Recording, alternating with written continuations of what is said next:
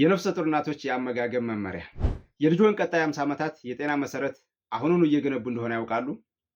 በመጀመሪያዎቹ 1000 ቀናት ከጽንሰት እስከ 2 ዓመት ባለው ጊዜ ውስጥ የልጅዎ አእምሮና የበሽታ መከላከል አቅም እርስዎ በሚመገቡት ምግብ ፕሮግራም ይደረጋል።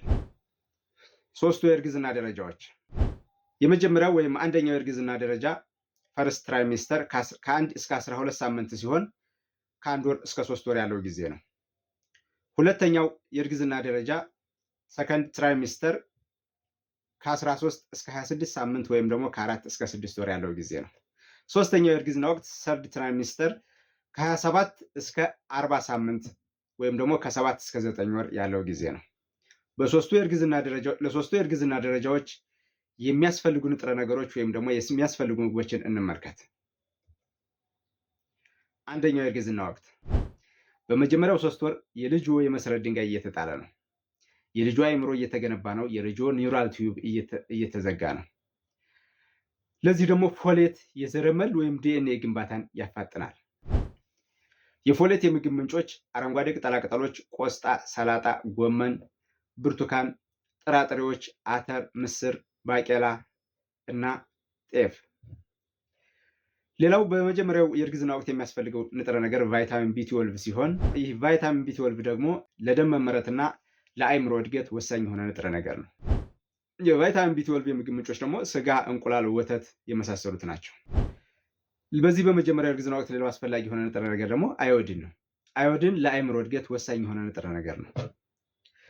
የአዮዲን የምግብ ምንጭ ደግሞ አዮዳይዝድ ወይም ደግሞ በአዮዲን የበለጸገ ጨው ነው። ሁለተኛው የእርግዝና ወቅት። አሁን ህፃኑ በፍጥነት እያደገ ነው። በዚህ በሁለተኛው የእርግዝና ወቅት የፅንሱ አካል የፅንሱ ጡንቻዎች እየጨመሩ ነው። ለዚህ ደግሞ ፕሮቲን ያስፈልጋል። የፕሮቲን የምግብ ምንጮች ደግሞ እንቁላል፣ ዶሮ፣ አሳ፣ ምስር፣ ባቄላ ናቸው። በዚህ በሁለተኛው የእርግዝና ወቅት ሌላው የሚጨምረው ደግሞ የእናቲቱ ደም ነው። የእናቲቱ ደም ከ40 እስከ 50% ይጨምራል። ለዚህ ደግሞ አይረን ያስፈልጋል። የአይረን የምግብ ምንጮች ደግሞ ቀይ ስጋ፣ ጤፍ፣ ሽሮ፣ ከምስር፣ ከአተር፣ ከባቄላ የተሰራ ሽሮ፣ ቆስጣ ሲሆኑ እነዚህ ምግቦች ስንመገብ በምግባችን ውስጥ ሎሚ መጨመር የአይረን አብዞርፕሽን ወይም ደግሞ አይረን ወደ ሰውነታችን የሚገባበትን ፍጥነትና የሚገባውን የአይረን ብዛት እንጨምራለን። ሶስተኛው የእርግዝና ወቅት። በዚህ ወቅት የልጅዎ አእምሮና የልጅዎ አጥንት ግንባታ እየተፋጠነ ነው። ስለዚህ የልጅዎ አእምሮ በፍጥነት እያደገ ነው። ለዚህ ደግሞ ኦሜጋ 3 ያስፈልጋል። ኦሜጋ 3 የአእምሮን ለብልህነት ወይም ደግሞ አይኪው ያዘጋጃል።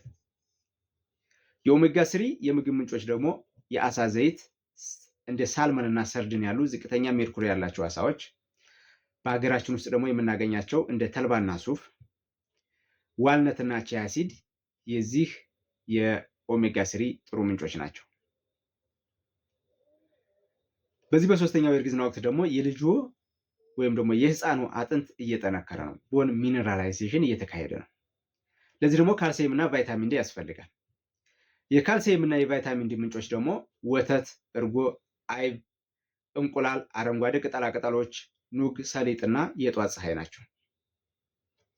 የጧት ፀሐይ ከ15 እስከ 20 ደቂቃ መሞቅ ለቫይታሚን ዲ ጥሩ ምንጭ ነው። ቫይታሚን ዲ ደግሞ የካልሲየም አብዞርፕሽንን ስለሚያፋጥን እነዚህ ደግሞ በአንድነት ለአጥንት ጥንካሬ አስፈላጊ የሆኑ ንጥረ ነገሮች ናቸው ማለት ነው።